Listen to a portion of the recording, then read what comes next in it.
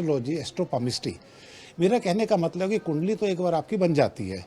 कुंडली बनने का उससे कोई परिवर्तन नहीं आता। पर जो एनर्जी आपको परेशान करती है, सुख देती है, वो बदलती रहती है, जिसको बोलते हैं ट्रांजिट। ग्रह चलते रहते हैं। अब ग्रह चलते रहते हैं तो उसका सीधा संबंध हमारी हथेली से है। आप कभी देख लीजिए, दोनों हाथों के अंदर आप कभी भी एक फ़ोटो खींच के रख लीजिए। आप 30 दिन बाद, 45 दिन बाद उस फ़ोटो को दोबारा देखिए, कुछ छोटी-छोटी रेखाओं में परिवर्तन होगा। इसको बोलते हैं प्रभाव रेखाएँ।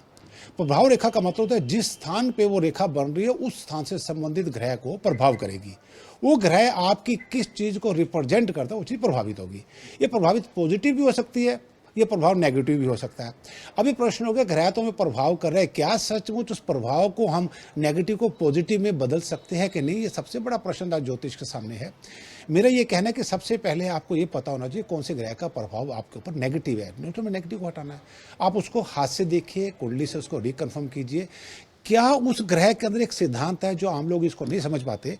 जो आपका मित्र है, आपकी सहायता नहीं कर पा रहा, जो ग्रह आपका मित्र सहायता नहीं कर पा, सहायता उसको हम अपने पास बुलाते हैं।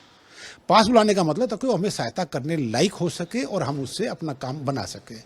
दूसरा आता है वो ग्रह जो हमारा शत्रु है।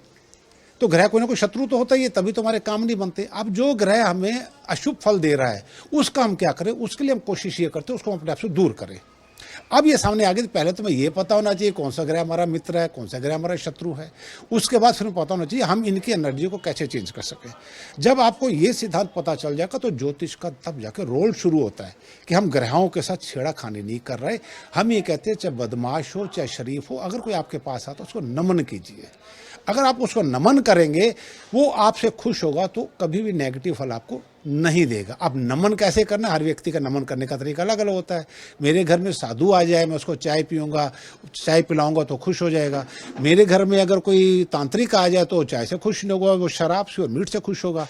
इसका मतलब जो जिस ग्रह के कैरेक्टरिस्टिक्स हैं, मुझे उसके कैरेक्टरिस्टिक्स से उसको नमन करना है ताकि वो मेरे को आशीर्वाद दे और मेरी अशुभता शुभता में परिवर्तन हो। जब तक हम चीज़ को एनालाइज नहीं कर पाएंगे, हम ज्योतिष को कभी भी कामयाबी से नहीं देख पाएंगे।